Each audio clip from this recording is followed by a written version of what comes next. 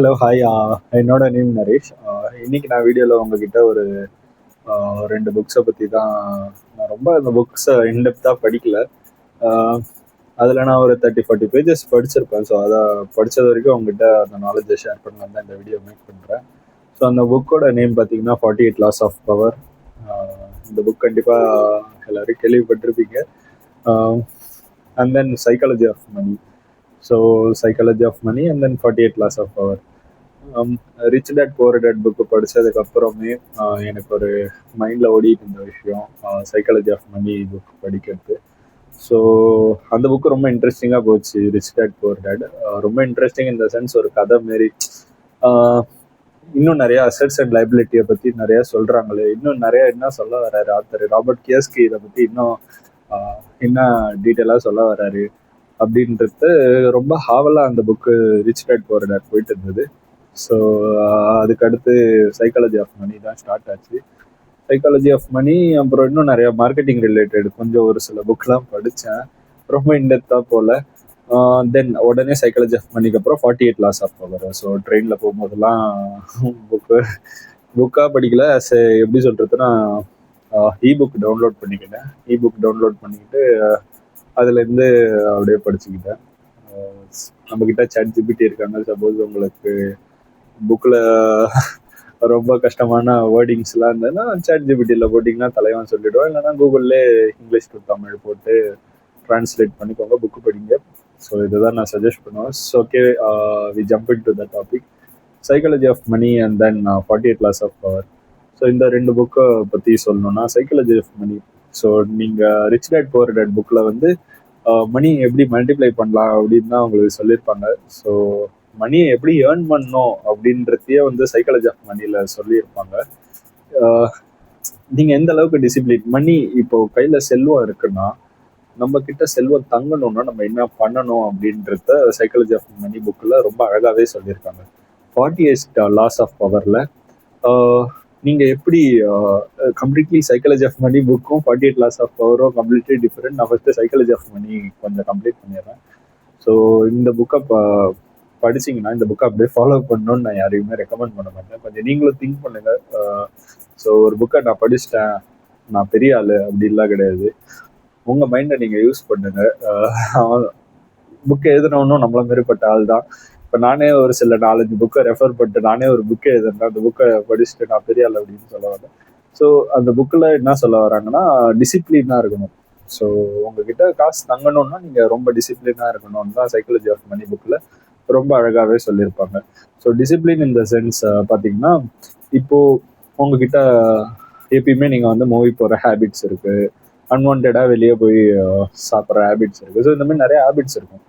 So உங்களோட habits எல்லாம் control பண்ணுங்க அப்படின்னு தான் அந்த புக்கில் சொல்ல வராங்க. ஸோ சுருக்கமாக சொல்லணும்னா கஞ்சனா இருங்க அப்படின்னு உங்ககிட்ட சைக்காலஜி ஆஃப் மணியில் ஆத்தர் சொல்ல வர்றாரு. சரிங்களா? ஸோ கஞ்சன் யாரையுமே நான் வந்து கஞ்சனா இருங்கன்னு சொல்லவே மாட்டேன். எக்ஸ்பென்சஸை அதிகமாக வச்சுக்காதீங்கன்னு தான் சொல்லுவேன். ஸோ செலவு பண்ணுங்க. நம்ம தான் பணத்தை கண்ட்ரோல் பண்ணணும், பணம் நம்மள கண்ட்ரோல் பண்ணக்கூடாது. இதை நான் அடிக்கடி எல்லாருக்கிட்டையும் ஒரு 2-3 வீடியோஸில் இதை பற்றி நான் சொல்லிட்டேன். இந்த வீடியோலேயே அதை சொல்கிறேன். நீங்கள் தான் மணியை கண்ட்ரோல் பண்ணணும், மணி உங்களை கண்ட்ரோல் பண்ணிடவே கூடாது. நம்ம ரஜினிகாந்த் சார் சொல்கிற மாதிரி தான், கையில் கொஞ்சம் காசு இருந்தால் நீதான் அதுக்கு எஜமானி, தலைக்கு மேலே காசு இருந்தால் அது காசுக்கு நீதான், காசு தான் உனக்கு எஜமானி அப்படின்ற மாதிரி ஆகிடும். ஸோ அதை தான் நான் சொல்ல வரேன். ஸோ மெயின்டைன் பண்ணுங்கள். மணி அதிகமாக இருந்தாலும் மெயின்டைன் பண்ணுற ஸ்கில்ஸ் தான் எல்லாமே. ஸோ மணி சம்பாதிங்க. மணி சம்பாதிக்கிறதுக்காகவே லைஃப்பை விட்டுறாதீங்க. சரிங்களா? ஸோ சைக்காலஜி ஆஃப் மணியில் கஞ்சனா இருங்க அப்படின்னு தான் சொல்ல வராங்க. சுருக்கமாக சொல்லணும்னா நீங்கள் வந்து டிசிப்ளினாக இருங்க. அந்த புக்கில் இன்னும் நிறைய நல்ல விஷயம் இருக்குது. நீங்கள் கஞ்சனா தான் இருக்கணும் அப்படின்னு நான் மீன் பண்ண வரல. ஸோ அவங்க முதல்ல உங்களுக்கு டிசிப்ளினாக இருங்க அப்படின்னு தான் அந்த புக்கில் சொல்ல வராங்க. நான் அந்த புக்கை கம்ப்ளீட்டாக படிக்கல, படித்த வரைக்கும் நான் உங்களுக்கு சம் பாயிண்ட்ஸ் சொல்லிட்டேன். ஸோ இதை தான் மேக்ஸிமம் அவங்க கவர் பண்ணுறதுக்கு ட்ரை பண்ணிட்டு இருந்தாங்க. எனக்கு படிக்க படிக்க கொஞ்சம் இன்ட்ரெஸ்ட் கம்மியாகிட்டே இருந்தது. அகெயின் இன்னும் அவங்க இன்னும் கவர் பண்ணாங்கன்றத கண்டிப்பாக நான் இந்த வீடியோவில், இன்னும் அடுத்து வரப்போகிற வீடியோவில் கண்டிப்பாக ஷேர் பண்ணுவேன். சரிங்களா? ஸோ 48 Laws of Power இந்த புக்கு எதுக்குன்னா, இப்போது ஒரு ஆர்கனைசேஷன்ல ஒர்க் பண்றீங்க. இப்போ ஒர்க் பண்றீங்க, உங்களுக்கு ஆஃபீஸ் பாலிடிக்ஸ்லாம் நிறையா மீட் பண்ணியிருப்பீங்க. ஆஃபீஸ் பாலிடிக் இந்த சென்ஸ், கோவர்க்கர் வந்து சொம்ப அடிச்சு அடிச்சு பெரிய ஆள் ஆயிட்டான்ப்பா, நான் இன்னும் அப்படியே தான்ப்பா இருப்பேன், எனக்கு சொம்ப அடிக்க வராது அப்படின்னு ஃபீல் பண்றவங்க எல்லாம் கண்டிப்பா 48 லாஸ் ஆஃப் பவர் படிங்க. படிச்சாதான் தெரியும் யாரு சொம்படிக்கிறாங்க, யாரு அவங்களோட ஸ்கில்ஸை வந்து கண்டினியூஸ்லி மேனேஜ்மெண்ட்டுக்கு தெரியப்படுத்திக்கிட்டு இருக்காங்கன்றது அப்பதான் புரியும். சொம்படிக்கிறதுனா என்ன சார், சாப்பிட்டீங்களா சார், இருந்தாங்க சார் சாப்பாடுங்க சார், அந்த மாதிரி அவங்களுக்கு சொம்படிக்கிறது. மேனேஜ்மெண்ட்டுக்கு தன்னோட ஸ்கில்ஸை வெளியே காட்டிக்கிட்டே, ஐ மீன் நான் இதை பண்ணியிருக்கேன், இதை நான் அச்சீவ் பண்ணிட்டேன், அதை அச்சீவ் பண்ணிட்டேன்னு ஸ்கில்ஸ் அண்ட் மைண்ட் செட்டை, நம்ம என்ன அச்சீவ் பண்ணியிருக்கோம், என்ன பண்ண போகிறோம், இதெல்லாம் மேனேஜ்மெண்ட்டுக்கு கண்டினியூஸ்லி ஒரு ரிப்போர்ட் கொடுத்துக்கிட்டு இருக்கிறவங்க வந்து சொம்படிக்கிறவங்க கிடையாது.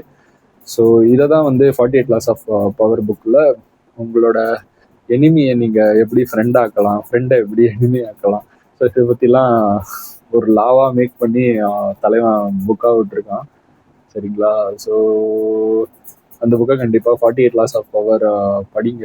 இந்த புக்கை எழுதினவர் தான் ஆர்ட் ஆஃப் செடக்ஷன் புக்கே எழுதியிருக்காருன்னு, ஆர்ட் ஆஃப் செடக்ஷன் புக்கே எழுதியிருக்காரு. ஸோ அந்த ஆர்ட் ஆஃப் செடக்ஷனும் 48 லாஸ் ஆஃப் பவரும் கம்ப்ளீட்லி ஒத்து போகிற மாதிரி தான் இருக்கும்.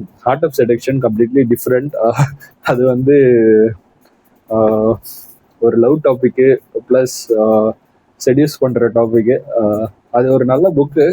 அப்போ தான் நீங்கள் வந்து உங்களை யாராச்சும் வந்து அஃபெக்ட் பண்ண வந்தாங்கன்னா நீங்கள் எப்படி தற்காத்து கொள்ளலாம் அப்படின்ற மாதிரி ஆர்ட் ஆஃப் செடக்ஷன் புக்கில் டீட்டெயிலாக சொல்லியிருப்பாங்க. ஸோ அந்த புக்கோட டீட்டெயில்ஸ் பற்றி கண்டிப்பாக நான் உங்களுக்கு இனி வரப்போகிற டீட்டெயிலில் சொல்கிறேன். 48 லாஸ் ஆஃப் பவரில் ஆஃபீஸ் பாலிட்டிக்ஸ், தென்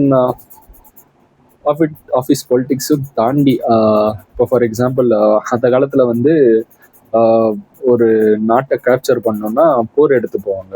சரிங்களா? படையெடுத்து போவாங்க. படையெடுத்து போய் அந்த இருக்கிற நாட்டை கைப்பற்றிட்டு அங்கே இருக்கிற கிங்டமோட தலையை வெட்டிடுவாங்க.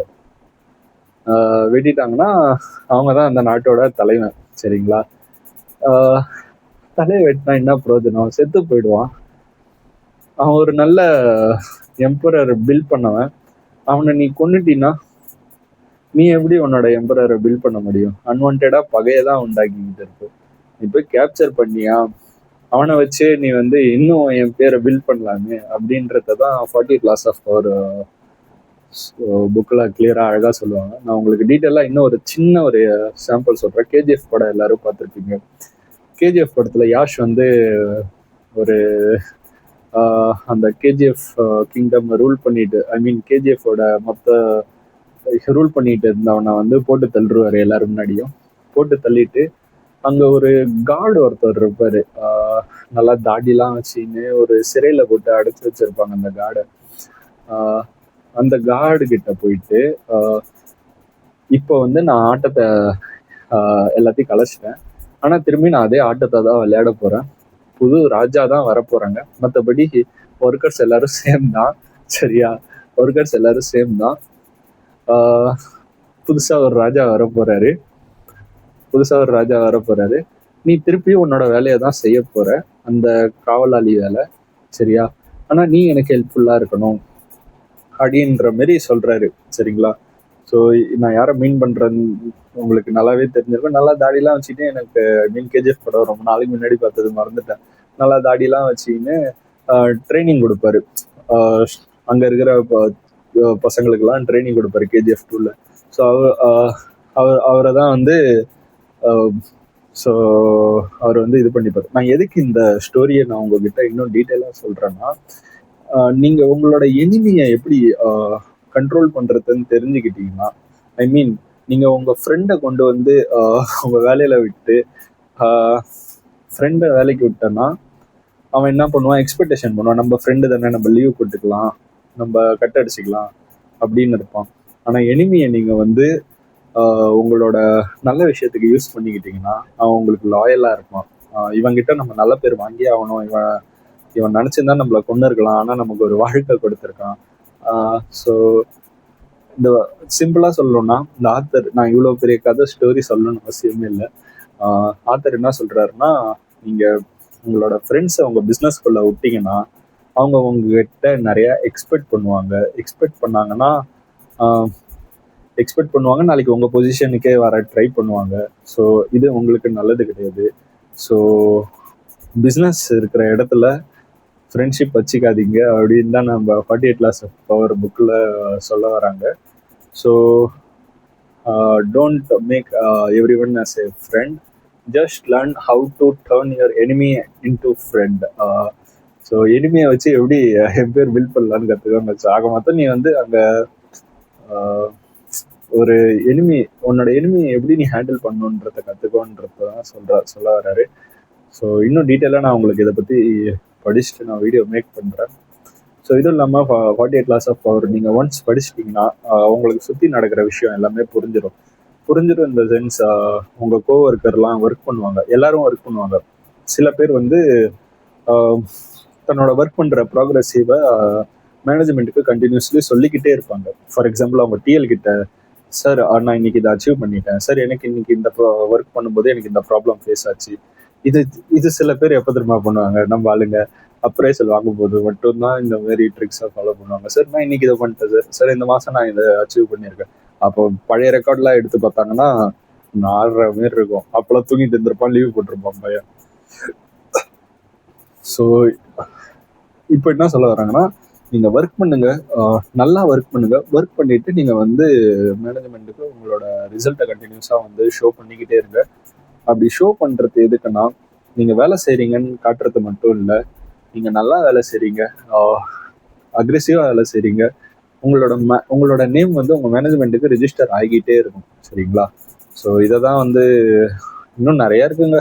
அந்த புக்கு வந்து ஒரு ரொம்ப பெரிய புக்கு. அதை பற்றி நான் பேசணுன்னா ஒரு வாரம் ஆகும். சரிங்களா? ஸோ 2 பாயிண்ட் மட்டும் தான் நான் உங்களுக்கு இந்த வீடியோவில் சொல்லியிருக்கேன். இன்னும் நிறையா இருக்குது. சரிங்களா? நான் இன்னும் கண்டிப்பாக இந்த 2 புக்கு ரிலேட்டடாக சைக்காலஜி ஆஃப் மணி நான் இன்னும் நிறையா படிக்கணும். 48 Laws of Power பற்றி ஒரு 2 பாயிண்ட் தான் நான் உங்ககிட்ட சொல்லியிருக்கேன். அது ஒரு கடல் 48 Laws of Power. எனக்கு தெரிஞ்சு 48 Laws of Power ரொம்ப இன்ட்ரெஸ்டிங்கான புக்கு. கண்டிப்பாக படிங்க. ரிச் டேட் புவர் டேட் படித்த மாதிரி 48 Laws of Power படிச்சுட்டு வாங்க. கொஷின்ஸ் கேளுங்க என்கிட்ட, நானும் அதை பற்றி படித்து கற்றுக்கிறேன். ஸோ எல்லோரும் நாலேஜ் கற்றுப்போம், நாலேஜ் ஷேர் பண்ணுவோம். ஸோ இப்படி சொல்லிட்டு இந்த வீடியோ நான் எண்ட் பண்ணிக்கிறேன். தேங்க்யூ.